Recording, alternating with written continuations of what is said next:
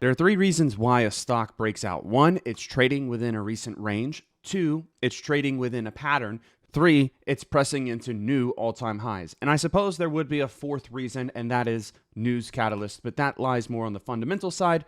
Here, we're going to talk about the technical factors. To look for a breakout setup, we have to find a stock that is trading under the same resistance point that it's hit multiple times in the past. Remember that the more times a resistance has been hit, the stronger that resistance line is going to be, and therefore the larger the breakout's going to be. Also keep this in mind that the larger patterns found on the larger time frames, such as the daily time frame or the weekly time frame, will offer you larger breakouts typically. Here's an example of a stock that is setting up for a potential breakout. This is Meta, META. We are on the daily time frame, so we're on the larger time frame. We are looking for a larger potential breakout. The stock is trading just under the all-time highs, and the resistance point has been hit at 600 3, arguably 4 times in the past, and is trading very close to that resistance point right now. Additionally, we can draw lines across the tops of these candles and see lower highs, as well as across the bottoms of these candles and see lower lows, and argue that this is trading in a bull flag pattern. It's not perfect, but it is there. Therefore, the expected move above this all-time high at $603 is going to be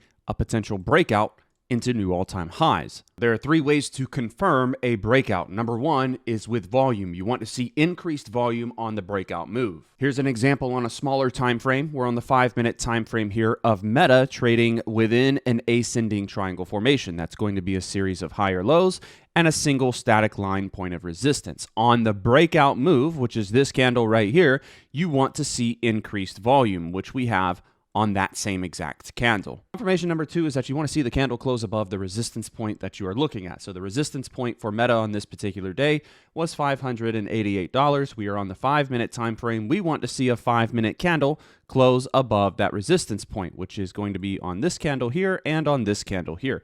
Both of those candles closing above 588, which is our noted intraday resistance, means that this stock has breakout potential. Confirmation number 1 is increased volume on the breakout. We have that. Confirmation number 2 is the 5-minute candle closing above the breakout point or the resistance point. We have that. Confirmation number 3 is going to be a retest of this resistance point as a point of support, because we know old resistance can become new support. So when Meta breaks out of this pattern, it pulls back to test that old resistance as support before moving higher. Now, the thing about your third confirmation, which is the retest of the old resistance as new support, is that you will not always get that, but sometimes you do. So it's not a totally necessary confirmation, but it is super nice to have when we do get it. The great thing about breakout setups is that they offer you a very clear place to place your stop loss, because if the stock is breaking out of a certain resistance point, then it should trade above that resistance point for the duration of the trade. This means that once the resistance is broken, the stock cannot pull back below that resistance point. If it does, then you close out of the trade. Therefore, the resistance point becomes your stop loss, because the stock needs to trade above that price point for the breakout to actually be breaking out. Otherwise, it's a fake out. There are 2 ways to trade breakout setups. Number 1 is a market buy situation on the breakout of the resistance. Therefore, if we identify the resistance at 588 on Meta, our entry is going to be on this candle right here as the stock is breaking out above that resistance. We're going to capitalize on this move up to the high of day. We capitalize on about a $3 move there. For this trade, since we're taking the entry at or above 588, the stop loss is going to be just below. Now, the second way to take your entry is going to be to wait for a pullback retest of the old resistance as new support.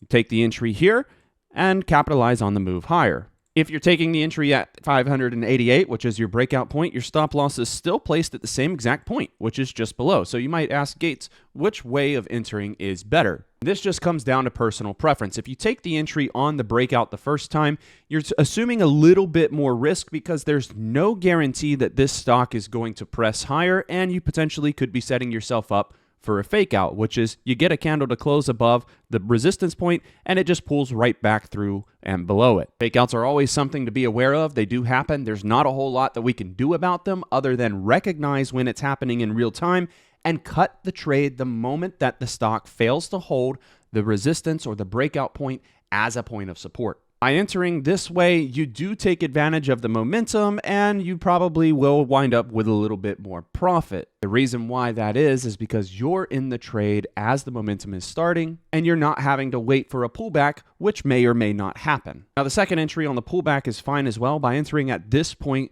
you are taking on a little less risk because you have confirmation that the stock has already broken the resistance and now it's in the pullback or retest phase. The only issue with entering this way is that you may not get the pullback. Sometimes stocks will break out and they will just keep running with no sort of pullback. So if you are waiting for the pullback and you never get it, you miss the move. So the main difference between the two ways of entry on a breakout setup is that the first way, you don't have as much confirmation as the second. The con of the second way is that you may not get the pullback to even get the entry at all. Let's take a look at a fake out breakout setup here. So this is a stock that was trading within a bull pennant pattern. We can identify that there. We get the breakout of the pattern here, the higher highs. If you're not taking the entry on the breakout of the pattern and you're not capitalizing on this move up to the peak of the pattern, what winds up happening here, if you're waiting for the retest of the breakout point as a point of support, is that if you take the entry on the retest, look what happens. The stock sells right through the retest